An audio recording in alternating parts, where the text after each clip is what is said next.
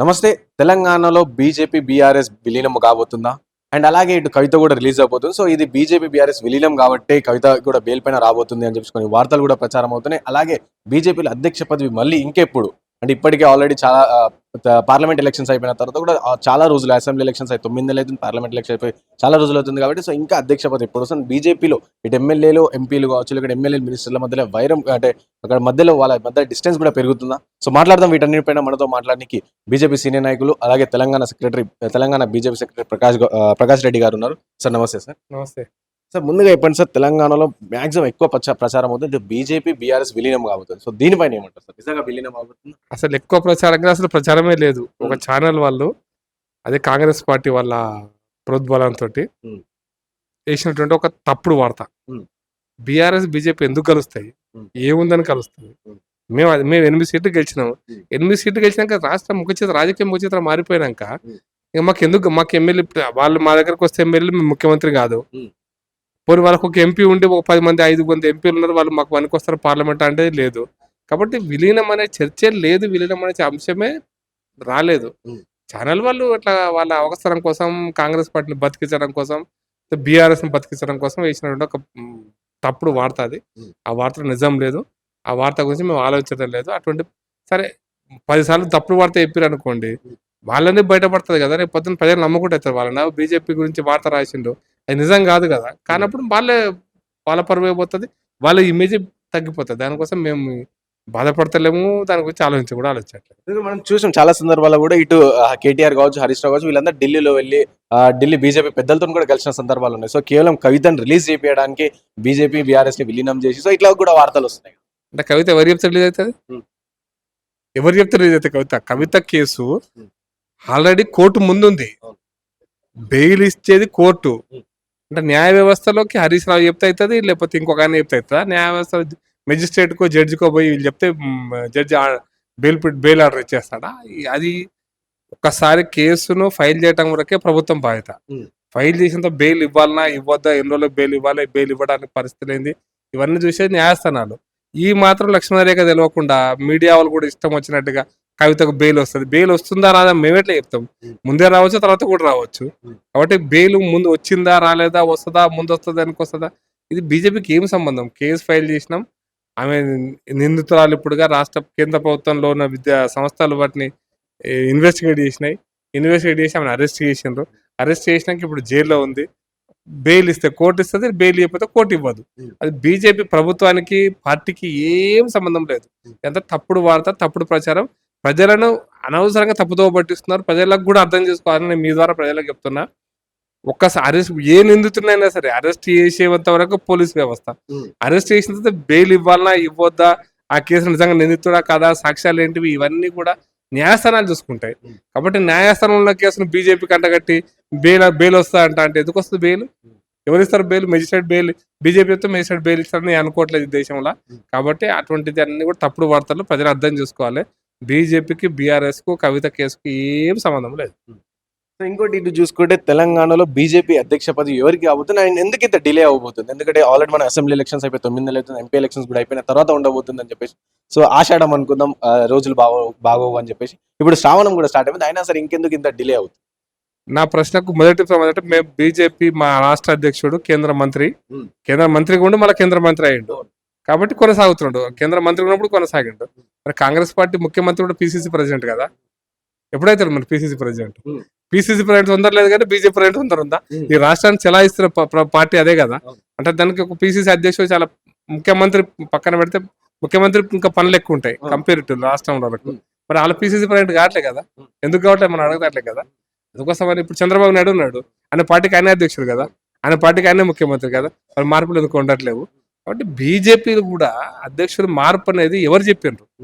అధ్యక్షునికి కొత్త అధ్యక్షుడు నియమించాలి, సమయం వస్తుంది. కిషన్ రెడ్డి గారి మీద పని ఒత్తిడి ఉంది కాబట్టి అధ్యక్షుడు రావాలి, కానీ అదర్వైజ్ కిషన్ రెడ్డి గారి అధ్యక్షుడు ఉన్నాడు. ఈ రోజున ఖాళీ లేదు పదవి. ఈ రోజు కిషన్ రెడ్డి గారికి వచ్చినటువంటి మంత్రిత్వ శాఖ చాలా పెద్ద మంత్రిత్వ శాఖ, పని ఎక్కువ ఉంది, పని ఒత్తిడి ఉంది. అట్లాగే జమ్మూ కాశ్మీర్ ఎలక్షన్స్ ఇన్ఛార్జ్ కూడా. కాబట్టి ఆ పని ఒత్తిడి కోసం అని కొత్త అధ్యక్షుడు వస్తే బాగుంటది అనేటువంటిది ఒక చర్చ మాత్రమే. అది కూడా అదే ఇప్పుడు పని ఏం ఆగలేదు. ఎన్నికల తర్వాత పెద్ద పెద్ద అద్భుతమైన ఉద్యమాలు జరిగేది ఏం లేదు ఇప్పుడు. పార్టీ సంస్థాగత నిర్మాణం దాంట్లో ప్రెసిడెంట్ పాత్ర తక్కువే ఉంటది. సంస్థాగత నిర్మాణంలో సంఘటన మంత్రి ఉంటాడు, జనరల్ సెక్రటరీ ఉంటారు, పార్టీ వ్యవస్థ ఉంటది, నడుపుతూ ఉంటది. కిషన్ రెడ్డి గారు అధ్యక్షుడిగా సలహా ఇస్తుంటాడు, పని జరుగుతూనే ఉంటది. దానికి అధ్యక్షుడు రేపే రావాలంటే దానికి కారణాలు ఏవివో అంటగట్టి చూడాల్సిన అవసరం లేదు. అధ్యక్షుడు ఆల్ ఇండియా పార్టీ సరైన సమయంలో సరైన వ్యక్తిని అందరితో ఏకాభిప్రాయం సాధించి తప్పకుండా ప్రకటిస్తారు. సో ఇది అంటే తెలంగాణలో ఆల్రెడీ కిషన్ రెడ్డి గారు అధ్యక్షుడిగా ఉన్నారు. సో కొత్త అధ్యక్షుని నియమించలేరు అంటే కిషన్ రెడ్డి గారు సెంట్రల్ పనిలో బిజీగా ఉన్నారు కాబట్టి సో తెలంగాణలో బీజేపీలో ఎమ్మెల్యేల మధ్యలో కూడా కొంచెం దూరం పెరుగుతుంది అని చెప్పేసి కూడా వార్తలు వస్తాయి. ఎమ్మెల్యేలకు దూరం లేదు, దగ్గర లేదు. బీజేపీ ఎమ్మెల్యేలే కదా. దూరం పెరుగుతుందంటే బీజేపీ ఎమ్మెల్యేలు ప్రకటన చేశారు ఏమన్నా? అంటే దురదృష్టం ఏంటంటే మీడియా ఊహించుకుంటారా, మీడియా వాళ్ళే రాసేస్తున్నారు. నేను సూటి ప్రశ్న అడుగుతున్నా, రాసిన మీడియా వాళ్ళని కానీ, చెప్పిన మీడియా వాళ్ళని కానీ, అంటున్న మీడియా వాళ్ళ సంగతి కూడా. మీకు ఈ దూరం ఉన్నవని ఎవరైనా చెప్పినారా? బీజేపీ మీద ఎవరైనా మీడియాలో ఎవరన్నా మా ఎమ్మెల్యేలు ప్రకటన చేసినారా? ఏమి చేయలే, మీరే ఊహించుకొని రాస్తున్నారు. మా ఎమ్మెల్యేలు పార్టీతో టచ్ లో ఉన్నారు. ఈరోజు కూడా ఒక ఎమ్మెల్యే ప్రెస్ కాన్ఫరెన్స్ పెట్టినాడు, ఒక ఎంపీ ప్రెస్ పెట్టినాడు, ఇంకొక ఎమ్మెల్యే అక్కడ ఫ్లోర్ బీజేపీ ఆఫీసులో ప్రెస్ పెట్టినాడు. ఎమ్మెల్యే అందరూ పార్టీలో ఉన్నారు, పార్టీ కార్యక్రమాల్లో చురుగ్గా పాల్గొంటున్నారు. అయితే ఎమ్మెల్యేలకు గెలిచిన తర్వాత నియోజకవర్గ పరిధిలో కొంత ఒత్తిడి ఉంటుంది వాళ్ళకు. ఆ పని మీద ఉన్నప్పుడు పార్టీ కార్యాలయానికి ఒకసారి రాకపోవచ్చు. పార్టీ కార్యాలయం రాకపోతే ఎమ్మెల్యేల మీద గ్యాప్ పెరిగినట్ట. అటువంటి తప్పుడు ప్రచారం ఇది. అది ఏమాత్రం వాస్తవం లేదు. ఎమ్మెల్యే అందరూ కలిసి ఉన్నారు, పార్టీతో కలిసి ఉన్నారు, పార్టీతోనే కలిసి పనిచేస్తూ ఉన్నారు, పార్టీ కార్యక్రమాలు చురుగ్గా పాల్గొంటున్నారు. ఇవన్నీ కూడా మీడియా సృష్టి. ఎమ్మెల్యేలకు దూరం ఉంది, దగ్గర ఉంది, పొడుగు ఉంది, అడ్డం ఉంది, ఇవన్నీ ఏం సంబంధం లేదు. దాంట్లో కూడా పార్టీ ప్రెసిడెంట్ ఆయన పని ఆయన చేస్తాడు, ఎమ్మెల్యేల పని ఎమ్మెల్యేలు చేస్తారు, పార్టీ వ్యవస్థ పార్టీ పని చేస్తుంది. కాబట్టి పార్టీ ప్రెసిడెంట్ ఎప్పుడు వస్తారు అంటే అవసరం. అసలు నిజం చెప్పాలంటే అవసరం ఇప్పుడు ఇంత ఎమర్జెన్సీ ఏంది పార్టీ ప్రెసిడెంట్ రావడానికి? నా లెక్కనైతే ఎమర్జెన్సీ ఏం లేదు, ఏ ఎమర్జెన్సీ కూడా లేదు. అర్జెంట్ గా పార్టీ ప్రెసిడెంట్ ఇంకో 6 నెలలు 3 నెలలు అసెంబ్లీ ఎలక్షన్స్ ఉన్నాయని వాతావరణం కూడా ఏం లేదు కదా. లోకల్ బాడీ ఎలక్షన్స్ కావచ్చు, జిహెచ్ఎంసీ ఎలక్షన్స్ కూడా రాబోతున్నాయి కదా. జిహెచ్ఎంసీ ఎలక్షన్స్ 2026 డిసెంబర్ 27 జనవరి పెట్టడా ఇంకా తెలియదు. సర్పంచ్ల పదవీ కాలం అయిపోయింది, పెట్టడా తెలియదు. ఎంపీటీసీలు జడ్పీటీసీల పదవీ కాలం అయిపోయింది. ఎప్పుడు పెడతారంటే దానికి ఇప్పటిదాకా క్లారిటీ లేదు. నాకు తెలిసినంత వరకు డిసెంబర్, జనవరి, ఫిబ్రవరి ఉండొచ్చు. అంటే అంత సమయం వస్తుంది కదా. అయినా కూడా గతంలో కూడా కిషన్ రెడ్డి గారు మంత్రిగా ఉండే MLA elections, assembly elections face చేసినాం. కిషన్ రెడ్డి గారు మంత్రిగా ఉన్నప్పుడు, ప్రెసిడెంట్ ఉన్నప్పుడే ఎంపీ ఎలక్షన్స్ ఫేస్ చేసినాం. 8 సీట్లు గెలిచినాం కదా. ఇప్పుడు లోకల్ బాడీ ఎలక్షన్ అట్లే గెలుస్తాము. తొందర ఏముంది అంటున్నా. ప్రెసిడెంట్ రాకూడదని కాదు, కొత్త ప్రెసిడెంట్ వచ్చి కొంచెం ఇంకెక్కువ ఇస్తా ఉంటా బాగుంటది. అంత మాత్రాన ప్రెసిడెంట్ వస్తలేడు, ఇక్కడ ఏదో లోపం ఉంది, ఏం లేదు లోపం, అంత పర్ఫెక్ట్ గా ఉంది. ప్రెసిడెంట్ అనుకున్న టైంకి ప్రెసిడెంట్ వస్తాడు, పార్టీ నిర్ణయం తీసుకుంటుంది. ఆల్ ఇండియా పార్టీ ఈ ఒక్క రాష్ట్రం కదా, ఎలక్షన్స్ ఉన్న రాష్ట్రాల్లో ప్రెసిడెంట్ లేడు అంటుంటే ఇక్కడ మనకెందుకు? మన ఎలక్షన్స్ 2028. ఉత్తరప్రదేశ్ ఎలక్షన్స్ ఎప్పుడున్నాయి? ఉన్నాడు అధ్యక్షుడు ఉన్నాడు. బెంగాల్ ఎలక్షన్స్ ఎప్పుడున్నాయి? అక్కడ అధ్యక్షుడు ఉన్నాడా? పార్టీ నిర్మాణం జరుగుతూ ఉంటది, అది నిరంతర ప్రక్రియ. ఇక్కడ ఎమ్మెల్యే ప్రెసిడెంట్ కాలేదని దానికి పెద్ద రోజు ఊహాగానమైన చర్చ పెట్టాల్సిన అవసరం లేదు. ప్రెసిడెంట్కి ఎమ్మెల్యేల గ్యాప్ ఉందనేది అవసరమే లేదు. ఎమ్మెల్యేలు పాల్గొంటున్నారు. ఎమ్మెల్యే ప్రెసిడెంట్ గారు మంత్రి ఢిల్లీలో ఎక్కువ కాలం ఉంటాడు, ఇక్కడ అందుబాటులో ఉంటే వచ్చి కలుస్తూనే ఉంటారు. అందుకోసం ఈ గ్యాప్స్ ఉన్నాయని చెప్పడం ఇవన్నీ కూడా మీడియా సృష్టిస్తున్నటువంటి తప్పుడు వార్తలు. ఇంత నిజం లేదు. అధ్యక్షుడు కావాల్సిన టైంలో అధ్యక్షుడు వస్తాడు. స్థానిక సంస్థల ఎన్నికలు పెట్టారా ఇంకా రాష్ట్ర ప్రభుత్వం దగ్గర క్లారిటీ లేదు. కాబట్టి ఎమర్జెన్సీగా నాకు తెలిసినంత వరకు సెప్టెంబర్, అక్టోబర్ కంటే ముందైతే కావు. ఆయన బీసీ రిజర్వేషన్లు పెంచి చేస్తా అంటున్నాడు. అది పెంచడా తెలియదు. పెంచితే మళ్ళీ ఇంకొచ్చేటువంటి పరిణామాలు ఎట్లుంటో తెలియదు. డిలిమిటేషన్ ఆఫ్ ది కాన్ఫరెన్స్ ఎట్లుంటాయో తెలియదు. అంటే ఈవెన్ ఎంపీటీసీ జడ్పీటీసీలు కూడా రిజర్వేషన్ మారుతాయి. బీసీల సంఖ్య పెరిగినా రిజర్వేషన్స్ మారుతాయి. ఇదంతా ప్రక్రియ అయ్యేసరికి అక్టోబర్, నవంబర్ మాన్సూన్ అయిపోతే మళ్ళీ యాసంగి పంటకు వస్తాం, అప్పుడు చూసుకుందాం లేండి అని నా అభిప్రాయం. అందుకోసం ఇవన్నీ కూడా తప్పుడు వార్తలను మీడియా సృష్టిస్తున్న వార్తల మీద మనం స్పందించాల్సిన అవసరం లేదని ఒకసారి అనుకుంటాం. బట్ స్టిల్ మేము క్లారిటీ ఇస్తున్నా, ఎక్కడ కూడా ఏ సమస్య లేదు. పార్టీ పక్కా నడుస్తుంది, ఎమ్మెల్యేలు పక్కా పనిచేస్తున్నారు, కిషన్ రెడ్డి గారు పక్కా పనిచేస్తున్నారు. మీరు అడిగినటువంటి మొదటి అంశం కూడా బీఆర్ఎస్ బీజేపీ విలీనం అనేటువంటి చర్చనే రాదు. సో ఇంకోటి సార్, మీరు లోకల్ బాడీ ఎలక్షన్స్ అన్నారు కాబట్టి సో కామారెడ్డి డిక్లరేషన్ లో సో బీసీలకు సంబంధించి జన కులగణన చేస్తాం, అలాగే ఇటు 40% రిజర్వేషన్లు అయితే గతంలో సో అదే అమలు చేస్తామని చెప్పి పెంచుతామంటే గతం బీఆర్ఎస్ ఏమో పెంచలేదు, తగ్గించింది. సో ఈ ప్రభుత్వం అధికారంలో వచ్చిన 6 నెలలకే పెంచుతామని చెప్పేసి, కానీ ఇప్పుడు 9 నెలలు అవుతుంది, ఇంకా పెంచలేని పరిస్థితి. అండ్ ఇదే నేపథ్యంలో లోకల్ బాడీ ఎలక్షన్స్ కూడా పోయే ఛాన్స్, ఎందుకంటే అది చాలా రోజులు అవుతుంది, అంటే 6 నెలల టైం పడుతుంది కులగణన చేయాలంటే అదంతా అని చెప్పేసి రేవంత్ రెడ్డి మాట్లాడుతున్న పరిస్థితి. సో దీని ఎలా చూస్తారు? అంటే మీరు వాగ్దానం చేస్తే అప్పుడు మీకు తెలియదా? అంటే ఇష్టమైనట్టు వాగ్దానం చేయడం. ఇప్పుడు రైతు భరోసాను పెంచుతున్నాడు, పెంచినవా? రుణమాఫీ చేస్తున్నాడు, చేసినావా? నిజం చెప్పండి, రుణమాఫీ పేరుకు మాత్రమే చేసింది ఇప్పటిదాకా 12,000 కోట్లు. 70,000 కోట్ల రుణమాఫీని 12,000 కోట్లకు పట్టుకొచ్చి ఇప్పుడు నేను రుణమాఫీ చేసిన చెప్పుకుంటుండే. అన్నీ కూడా ప్రజలకు రాని వాళ్ళు బాధలు అర్థమవుతున్నాయి. కాబట్టి నేను ఊహిస్తున్నా, రేవంత్ రెడ్డి మీద వస్తున్నటువంటి లేదా కాంగ్రెస్ పార్టీ మీద వస్తున్నటువంటి వ్యతిరేకతతోటి ఆ భయానికి వాళ్ళు ఎమ్మెల్సీ ఈ ఎలక్షన్స్ ఇప్పుడు పెడతారని నేను అనుకోవట్లేదు. ఇఫటాలు పెడితే తప్పని పరిస్థితి ఏర్పడితే మార్చి లోపల పెట్టకపోతే ఫైనాన్స్ కమిషన్ నిధులు రావు కాబట్టి వాటి కోసం ఏమైనా ఫిబ్రవరి మార్చిలో కొంచెం మళ్ళీ ఏమైనా చేసి చెప్పి పెట్టుకుంటే పెట్టుకోవచ్చు. మన బడ్జెట్ చూసిన తర్వాత నాకు అర్థమైనంత వరకు ఎలక్షన్స్ పెడతారని అనుకోవట్లేదు. బీసీ పేరు మీద, రిజర్వేషన్లు పెంచే పేరు మీద, కులగణన పేరు మీద కోర్టుకు పోయి వాళ్ళే పంపిస్తారు, మళ్ళీ కోర్టుకు స్టే తెప్పిస్తారు. కోర్టు స్టే వచ్చేందుకు ఎలక్షన్ ఆగిపోయినట్టు ఈ డ్రామాలు ఆడగలిగేటువంటి సహజమైన డ్రామాలు ఆడగలిగే ఒక నైపుణ్యత మాత్రం పక్క కాంగ్రెస్ పార్టీకి ఉంది. మాకు ఆ డ్రామాలు ఆడే నైపుణ్యత మా పార్టీకి లేదు. కాబట్టి మేము ఓపెన్ గా మాట్లాడుకుంటాం. కానీ డ్రామా మాస్టర్లు ఎంత రుణమాఫీ చేస్తామన్నారు, ఎంత రైతు భరోసా ఇస్తామన్నారు, సోనియా గాంధీతో దస్తఖతు పెట్టి తెలంగాణకు పంపించిన దుర్మార్గపు మా హామీలు, ఇంకా నేను చెప్తా 6 గ్యారంటీలు వాళ్ళైతే చెప్పినారో వాటికి చట్టబద్ధత చేస్తామన్నారు. అంటే ఏందో నాకు అర్థం కాలేదు. ఇప్పటిదాకా భద్రత ఇవ్వలే. అసెంబ్లీ అయిపోయింది, 3 సెషన్స్ అయిపోయినాయి అసెంబ్లీ, ఇంకొకటి చట్టబద్ధత జరగలే. రుణమాఫీ మొత్తం 2 లక్షల రుణమాఫీ చేస్తామన్నారు, 1/4 కూడా జరగలే, 1/5 కూడా జరగలే. అవుతుందా కథ కూడా తెలియదు మిగతాది. ఇప్పుడు ఖజానా ఖాళీ అయింది అన్నారు. మేము అప్పుడు అడిగినాం ఎలక్షన్స్ కంటే ముందు, ఇవన్నీ ప్రకటిస్తున్నారు, డబ్బులు ఎన్నికలు వస్తాయంటే మా దగ్గర పెద్ద ప్రణాళిక ఉంది, మాకు చాలా అద్భుతమైన ప్రణాళిక ఉంది, ప్రపంచ ప్రఖ్యాతిగా మన్మోహన్ సింగ్ ట్రైన్డ్ మా దగ్గర ఎకనమిస్ట్ ఉన్నారు. మరి అలా తిడిగిపోయారు. రాష్ట్రం అప్పుల పాలైందన్న విషయం ఎన్నికలకు అసెంబ్లీ ఎన్నికల ముందు కూడా తెలుసు, మాకు కూడా తెలుసు కదా, అందరికి తెలుసు కదా. తెలిసి నువ్వు వాగ్దానం ఎందుకు చేసినట్టే ప్రజలను మోసం చేయడానికే చేసినావు. పొద్దు గడవని ఈ వాగ్దానంతో ఓట్లు రాని, నేను అధికారులకు రాని, వచ్చినాక చూసుకుందాంలే ఏమవుతుంది అనేటువంటి దీంతో చేసినావు. ఒక రకంగా ప్రజలను దగా చేసి మోసం చేసిన పార్టీ. కాబట్టి సో లోకల్ బాడీ ఎలక్షన్స్ లో ఈ పరిస్థితుల్లో ఫేస్ చేసే దమ్ము ఉందని నాకు డౌట్. మీరన్న స్థానిక జిహెచ్ఎంసీ ఎన్నికలు కూడా ఈ సబర్బన్ మున్సిపాలిటీస్ అన్ని కలిపి తీసుకొస్తాడు, వాటి మీద స్టే వస్తుంది, కోర్టు పోతుంది, ఏదో అవుతుంది, అన్నీ నడిచిపోతాయి. ఆ తర్వాత పుణ్యకాలం అయిపోతుంది. కాబట్టి అవి కూడా పెడతారని నమ్మకం అయితే నాకు లేదు. చూద్దాం ఏం చేస్తాం. ఇంకోటిసారి ఈ బడ్జెట్ గురించి మాట్లాడు మనం. సో కేంద్ర బడ్జెట్ ఆల్రెడీ స్టేట్ బడ్జెట్ పెట్టారు, విద్యాకి 15% వేస్తామని చెప్పి మేనిఫెస్టోలో చెప్పారు. అలాగే 7% పరిమితం చేసిన పరిస్థితి మనం చూసాం. ఇదే కాంగ్రెస్ పార్టీ బడ్జెట్ పెట్టిన తర్వాత కేంద్రం తెలంగాణకి ఏమి ఇచ్చింది, గాడిది గుడ్డి ఇచ్చింది అని చెప్పి చాలా ప్రచారం చేస్తా ఉన్నారు. సో దాని గురించి అంటే కేంద్రం ఎందుకు ఇవ్వాలి తెలంగాణ బడ్జెట్? ఇయ్యలేదు ఎవరు చెప్పిండు? నా నల్లగొండకు నువ్వేమిచ్చినావు, గాడిది గుడ్డి ఇచ్చినవా? మా పాలమూరుకు నువ్వేమిచ్చినావు, గాడిది గుడ్డి ఇచ్చినవా? మా ఖమ్మంకు నువ్వేమిచ్చినావు, గాడిది గుడ్డి ఇచ్చినవా?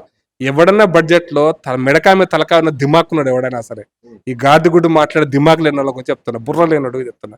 ఏదైనా ఒక బడ్జెట్ లో నీ బడ్జెట్ 40 పేజీలు 50 పేజీలు బడ్జెట్ ఇచ్చినావు కదా, ఏ జిల్లా గురించి అని చెప్పినావా? ఎందుకు చెప్పాలి? మెడకాయ మీద నీ గుడ్డు తెలియదు, గుర్తురాలేదా? దిమాకు లేని మాటలు, పిచ్చి మాటలు, వీటి గురించి పట్టించుకోవడం అనవసరం. తెలంగాణలో నీకు లెక్క చెప్తున్నా, నువ్వు ఎడ్యుకేషన్కి ఇచ్చినంత ఒక్క రైల్వేలకు ఇచ్చింది కేంద్ర ప్రభుత్వం, ఒక్క రైల్వేలకు. ఇప్పుడు ఇవాళ రైల్వే మినిస్టర్ స్టేట్మెంట్ కూడా ప్రెస్ కాన్ఫరెన్స్ పెట్టినాడు. అట్లా ఎన్ని ఉన్నాయి? నువ్వు లెక్క హైవేస్ కి నువ్వు R&B మినిస్ట్రీకి ఇచ్చిన కంటే ఎక్కువ ఇచ్చింది ఆ రోడ్స్ కి. నువ్వేమి ఇచ్చినావు? ఇప్పటికి కూడా రుణమాఫీ చేయడానికి కూడా అప్పులు ఎంబడి దిగబడుతున్నావు నువ్వు. ఇంకా మాట్లాడేది ఎక్కడ? బియ్యం ఇస్తుంది కేంద్ర ప్రభుత్వం, 5 కిలోల ఉచిత బియ్యం ప్రతి పర్సన్కి ఇస్తున్నారు. అంటే అది పైసలు కావా, రాళ్ళ పెంక కాసులా ఏమన్నా, చింతగింజలా ఏమన్నా? మాట్లాడి అవన్నీ పైసలు కావంటావా? కేంద్ర ప్రభుత్వం ఇక్కడ చేస్తున్న ప్రతి పనికాహార పథకం పైసలు ఇస్తా, పైసలు కావా అవి? పనికాహార పథకం మొత్తం కేంద్ర ప్రభుత్వం ఇస్తుంది కదా, పైసలు కావా అవి? అంటే కేంద్రం ఏమి ఇవ్వాలి నీకు తెలంగాణకు? నువ్వు నా నల్గొండకి ఏమి ఇచ్చినావు? గడ్డి గుడ్డు ఇచ్చినావా? గుర్రం గుడ్డు ఇచ్చినావా? మా పాలమూరుకి ఏమి ఇచ్చినావు? అందుకోసం జిల్లా వారిగా చెప్పడం సాధ్యం అవుతుందా కాదా, జిల్లాలో కొన్ని ప్రాజెక్టుల గురించి చెప్పడం సాధ్యం అవుతుందా కాదా, బడ్జెట్ అసలు ఈ ధమాకులేని కాంగ్రెస్ పార్టీ అరే 55 ఏళ్ళు బడ్జెట్లు పెట్టినావు కదా, 2013-14 బడ్జెట్ పెట్టినావు కదా, అందులో తెలంగాణ గురించి ఎన్ని మాట్లాడినావు అప్పుడు నువ్వు? తెలంగాణ గురించి ఉందా చూద్దామా? ఈ రేవంత్ రెడ్డిని మాట్లాడదామా? ఈ గుర్రం గుడ్డ గాడి గుడ్ల సంగతి తెలుస్తామా? అన్నీ తప్పుడు ప్రచారం. అది పేపర్లలో పతాక శీర్షిక రావడం కోసం చేసే దుర్మార్గ ప్రచారాన్ని ఒకసారి చెప్తారు, 2 సార్లు చెప్తారు. చిన్నప్పుడు మనం పర్వత చిన్నేశ్వరి కథ ఉండే, అదిగో పూలు వచ్చే 2 సార్లు 3 సార్లు అయిపోయింది, 4వ సారి నిజంగా పూలు వచ్చింది, పోయిండు. ఇది కూడా గంతి అవుతుంది, ఏం కాదు. సో ఇంకోటి సార్ ఇదే బడ్జెట్ లో మన మూసీ నదికి సంబంధించి దానికి 1,00,000 కోట్లు కేటాయిస్తున్నారు. సో అవసరం అంటారా? అంటే తెలంగాణలో అండ్ ఇప్పుడు ఆల్రెడీ చాలా సందర్భాలు రేవంత్ రెడ్డి చెప్పారు తెలంగాణలో లంకె విద్య బంగారు బిందెలు ఉంటాయి అనుకుని లంకె బిందెలు అప్పుల పాలని. సో అలాంటి పరిస్థితుల్లో మూసీ నది సుందరీకరణ ఇది అవసరం అంటారా? అంటే ఇటు విద్యా వ్యవస్థకు పెట్టలేరు డబ్బులు, వైద్య రంగానికి పెట్టలేరు, అలాంటి మూసీ నదికి పెట్టడం అవసరం అంటారు? కాంగ్రెస్ పార్టీకి అవసరం అది, ఉమ్. పక్కా అవసరం. ఎందుకు అంటే కాళేశ్వరం పని అయిపోయింది, ఇంకా అప్పు తీసుకురాలేరు. ఈడ అప్పు ఇంకా మిషన్ కాకతీయ అప్పు తేలేరు, మిషన్ భగీరథ అప్పులు తెచ్చేటువంటి కార్యక్రమాలన్నీ అయిపోయినాయి. ఇప్పుడు అప్పు రావడానికి ఉన్నటువంటి ఏకైక మార్గం, అలా దొరికిన మార్గం మూసీ రివర్ ఫ్రంట్ డెవలప్మెంట్. 1,50,000 కోట్లు ఇది వరల్డ్ బ్యాంకుకి అప్పు తీసుకొస్తాడు, ప్రాజెక్టులు ఇస్తారు, అందులో 10% కమిషన్ దొబ్బుతారు, 15,000 20,000 కమిషన్ దొబ్బుతారు. ఆ కమిషన్ కప్పం కొడతారు ఢిల్లీకి, ఇక్కడ మిగతా ఎలక్షన్స్ కోసం వాడతారు. అందుకోసం తప్పిస్తే వాళ్ళు మూసీ సుందరీకరణ ప్రాజెక్టు, నేను మూసి పక్కనే ఉంటా, చిన్నప్పటి నుంచి మూసి పక్కన రోజు మీద తిరిగినోనే. మూసి వాగను కర్ఫ్యూ వచ్చిన రోజున రోడ్ల మీద ఏమంటారు, ఆ మూసి వెనక నుంచి ఆ ఒళ్ళు మల వెనక నుంచి ఆ మూసి వాగుల ఆ నీళ్ళకి వెళ్ళి బయటకు వచ్చి ఇటు పక్కన తిరిగిన వాళ్ళమే. మూసి నది గురించి మాట్లాడితే అది నవ్వాలనే వల్ల 1,50,000 కోట్లు అనేటువంటిది రివర్ ఫ్రంట్ అనేటువంటిది లైవ్ మూసి రివర్ ని కనుక లైవ్ రివర్ చేయడానికి ప్రణాళిక వేరు. మీరు చెప్తున్న 1,50,000 కోట్లు దేనికంటే అందులో కమిషన్ దొబ్బటం కోసం, దాన్ని ఒక కార్పొరేషన్ చేసి ఆ కార్పొరేషన్ ద్వారా మన అప్పులకు పోవడం కోసం చేస్తున్న ప్రయత్నం తప్పిస్తే ఇంకోటి కాదు. ఆ దాంట్లో లంచాలు తినడం కోసం చేస్తున్న ప్రయత్నం తప్ప, నిజంగా చిత్తశుద్ధి ఉంటే దాని ప్రోగ్రామే వేరే ఉంటుంది. తప్పకుండా ప్రోగ్రామ్ ఉంటుంది. ఎన్టీ రామారావు చంద్రబాబు నాయుడు కాలంలో స్టార్ట్ అయింది నందనవనం ప్రాజెక్టు, పోయింది. ఈ మధ్యలో ఒక చైర్మన్ కూడా వేసేసిండు కేసీఆర్. ఆ చైర్మన్ కానీ ఒక కారు, జీపు, ఫోను, ప్యూన్ తప్ప ఇంకేమీ లేవు. అయిపోయింది, ఆ పొద్దు గడిచిపోయింది. అలాగే రోడ్డు వేసిండ్రు, ఆ రోడ్ అంతా ఆక్రమించుకోరు. అముసరం బాగా బ్రిడ్జ్ దగ్గర అయితే మొత్తం ఎవరు ఆక్రమించుకోరో తెలుసు, చెప్పి ఆక్రమింప చేస్తున్నారు. కాబట్టి అది అయ్యేది కాదు, పోయేది కాదు. దానికోసం అప్పు కోసం చేసే ప్రయత్నం ఇది. అప్పు తీసుకొస్తారు, ఆ మట్టిలో పోస్తారు, మట్టిలోకి వెళ్ళి కమిషన్ దొబ్బుతారు, దొబ్బి కప్పం అడగడతారు, ఇక్కడ పని చేసుకుంటారు. దానికోసం తప్పిస్తే ఇంకోది కాదు. అదే నా లెక్కన చెయ్యాలనే తపన ఉంటే కార్యక్రమం వేరేగా ఉంటుంది మాత్రం అభిప్రాయం. సో ఇంకోటి మన పక్క దేశమైన బంగ్లాదేశ్ లో మనం చూస్తున్నాం అల్లర్లు అయితే ఉన్నాయి. సో అల్లర్లు అవుతున్న పరిస్థితుల్లో ఏదైతే బంగ్లాదేశ్ ప్రధాని ఉన్నారో తను వచ్చి ఇండియాలో తదాచుకున్న పరిస్థితి. సో మన కేంద్రం కూడా తనకి రక్షణ కనిపిస్తుంది. సో దీని వల్లనే అక్కడ బంగ్లాదేశ్ లో మన హిందువుల పైన దాడి జరుగుతుంది, ఇండియా పైన హేట్రేట్ పెరుగుతుంది అని చెప్పి ప్రధానంగా ప్రతిపక్ష పార్టీ అంటుంది. ప్రధాన ప్రతిపక్ష పార్టీయే ఇప్పుడు ఎవరైతే హసీనా ఉద్యమం చేశారో వాళ్ళ వెనకాల విదేశీ శక్తులు, ఆ పార్టీ పాకిస్తాన్ ప్రేరితమైనటువంటి మతోన్మాద శక్తుల యొక్క దీంట్లో జరిగినటువంటి కార్యక్రమం ఇది. హిందువుల మీద దాడి జరుగుతుందంటే అది విద్యార్థి ఉద్యమం, రిజర్వేషన్ల కోసం స్టార్ట్ అయిన ఉద్యమం హిందువుల మీద దాడి దాకా వచ్చింది. హిందువుల మీద దాడి సంగతి పక్కన పెట్టు, వాళ్ళకి తిండి పెట్టిన ఇసుకను తగలబెట్టారు కదా మూర్ఖులు. ఆ మూర్ఖత్వంలోంచి ఈరోజు బంగ్లాదేశ్ ఆ మూర్ఖుల యొక్క వ్యవస్థలోనే బంగ్లాదేశ్ ప్రపంచంలో ఎన్నడూ ఏం చేసినా అభివృద్ధి కానీ ఒక దరిద్ర దేశంగా మారిపోయింది. కాబట్టి హిందువుల మీద ఎట్లా రక్షించాలనేది కేంద్ర ప్రభుత్వం చూసుకుంటది. బంగ్లాదేశ్ అభివృద్ధి పరిస్థితి సంగతి వాళ్ళు చూసుకొనియండి. ఈ తెలంగాణ ఉన్నటువంటి కుహానా సెక్యులర్ సోకాల్డ్ కాంగ్రెస్ కమ్యూనిస్టులు వీళ్ళు సెక్యులర్ పేరు మీద ఒక మతోన్మాదాన్ని రెచ్చగొట్టి, ఈవెన్ మతపు ఉన్మాదంలో వాళ్ళను సమర్థిస్తూ కాంగ్రెస్ పార్టీ అక్కడ బంగ్లాదేశ్ పరిస్థితి నార్మల్ రాకుండా చూస్తారు. అదే పరిస్థితి పొద్దున భారతదేశానికి కూడా రావాలని కోరుకుంటున్నారు వాళ్ళు. అందుకోసమనే మన రాహుల్ గాంధీ మాట్లాడిన మాట ఉంది కదా, పార్లమెంట్ లో మాట్లాడిన మాటలన్నీ కూడా అవన్నీ కూడా దేశద్రోహం మాట్లాడుతున్నాను నేను పక్క. అంటే ఆయన మాట్లాడుతున్నప్పుడు 4 పేర్లు చెప్పినాడు. ప్రధానమంత్రినా అమిత్ షా మాట్లాడితే మాట్లాడుకుని ఏ1 బోల్నా ఏ2 బోల్నా అన్నాడు. అజిత్ దోవల్ పేరు చెప్పినాడు. అరే ఫాల్తు నికమ్మ చదువురాని మూర్ఖుడు రాహుల్ గాంధీ పదం ఉపయోగిస్తున్నప్పుడు ఒక ప్రతిపక్ష నాయకుడు పదం మాట్లాడుతున్న బాధ అనిపిస్తుంది. ఒక ఇంటర్నల్ సెక్యూరిటీ ఆఫీసర్ పెట్టుకున్నప్పుడు ఆయన పేరు నువ్వు పార్లమెంట్లో చెప్తావా?